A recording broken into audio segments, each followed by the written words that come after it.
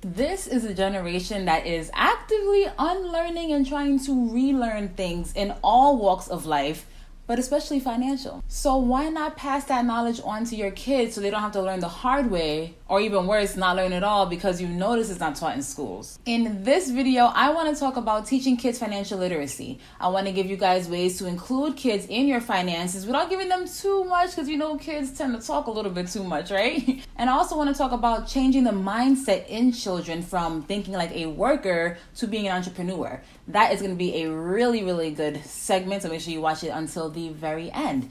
And if you don't have kids, don't leave. Has anybody ever called you childish before? Stick around for all that and more. It's Crystal with the Cash Compass. Hello and welcome back. I am here to teach you all the things that you should have learned in school about money, but for whatever reason, they forgot to mention it. Please be sure to subscribe because we talk about everything from personal finance to investing to the economy. Let's get into it. All right, so you know they say experience is the best teacher, so get your kids experienced.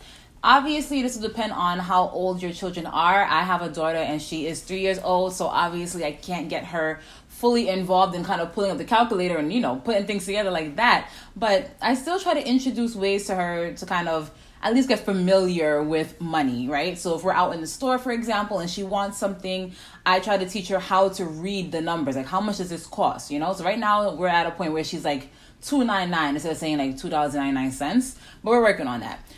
So depending on your child's level or their age, you might be able to just help them identify this actually costs money and maybe tell them, okay, which one is more, which one is less. When kids can differentiate between like $1 and $100 being more, then I think they are ready to be introduced into finances. So if your child is able to do that, when you go into the stores, have them identify things, have them compare and contrast prices, and just kind of get familiar with money. If you have kids that are a little bit older, include them in certain parts of your finances. For example, I think the easiest one to do is when we go food shopping because we all need groceries, right? So when you're in the grocery store, have your child use their calculator, give them a budget, and have them actually write down every single cost of whatever you're putting into the cart.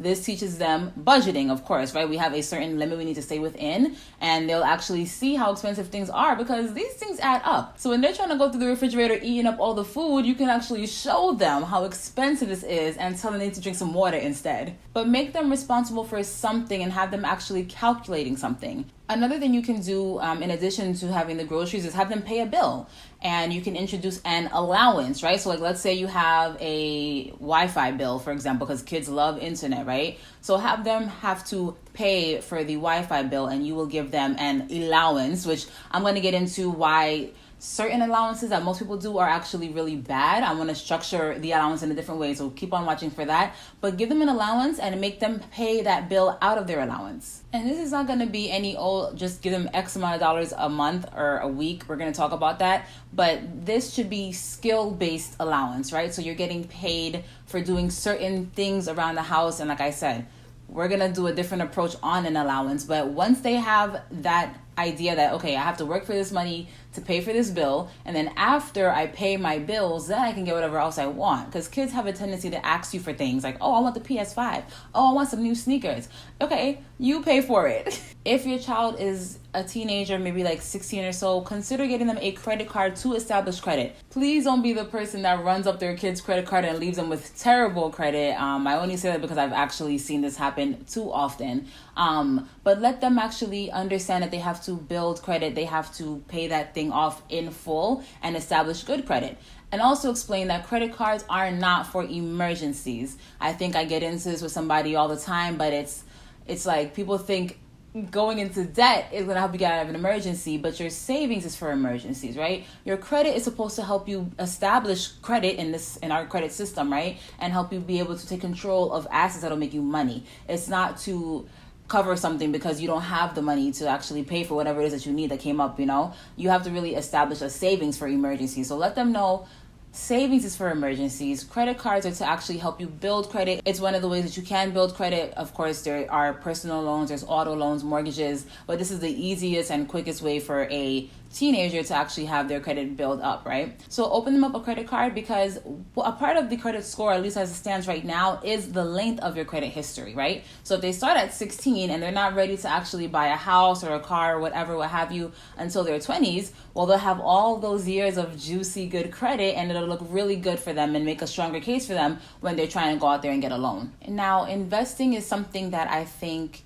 can wait a little bit. We can obviously get them interested and get them educated on stocks, on bonds, on gold, silver, cryptocurrencies. Like, there's a whole bunch of different asset classes, right? So we can get them introduced to that. But I think really just kind of establishing good money practices is more important right now than thinking of the next dollar that you're going to make and invest, because you have to get the good habits in place first before you can think about, okay, putting this money aside, watching it grow, because investing is a risk, right? So you want to make sure you have a little bit of a nest egg, that you're not using money that you absolutely need. And most kids don't have a whole bunch of disposable income. So getting them familiar with the different asset classes is important, but actually making investments, I think, comes after we establish good money habits. And then my favorite is breeding entrepreneurs and business-minded people versus people who just want to work 9 to 5.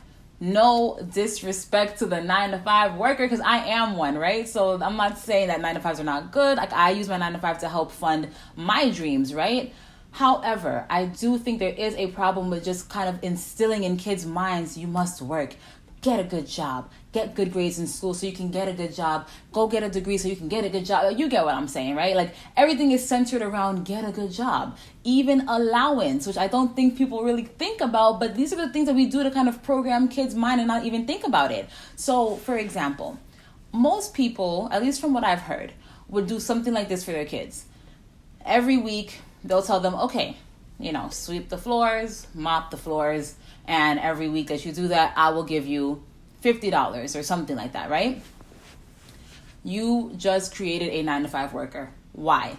Because you tell them what to do, they do it, and they collect their check. That doesn't really develop any skills, okay? Conversely, let's say we have the whole allowance system. We have the bill that I talked to you guys about, the Wi-Fi bill. So the Wi-Fi bill is $50. They need to make that $50 because they're responsible for that bill. They'll make that money by doing things around the house. Okay, that basic, that foundation is still basically the same, but the approach is going to be different here, because what we're going to do instead is say, okay, Jimmy, you need to make $50 plus if you want to buy, cover your Wi-Fi bill and whatever else expenses you have. So what can you do around the house that will command that kind of income? So what does that teach them? That teaches them negotiation, and it teaches them sales, right? And it also teaches them how to identify problems and find solutions. So why is that?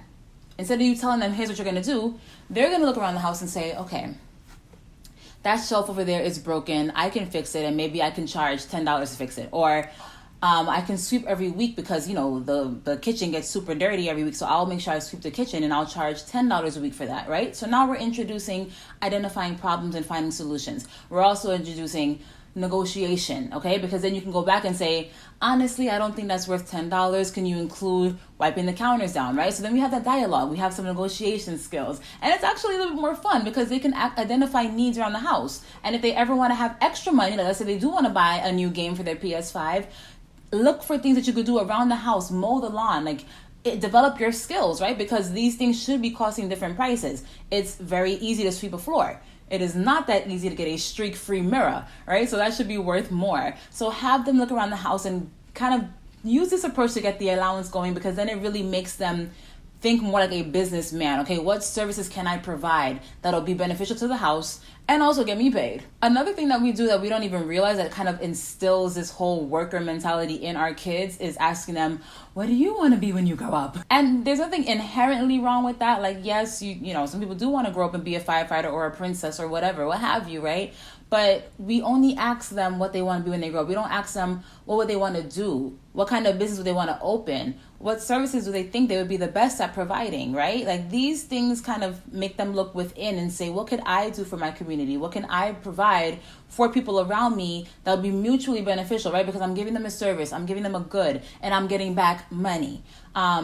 Those are little things, like these micro things that we don't really consider as a big deal, but that kind of instill this worker mentality in our kids. Woo! But that is it. Let me know if I missed anything, or if you guys have any tips that you think are really beneficial to helping your kids with financial education. Drop it in the comments below.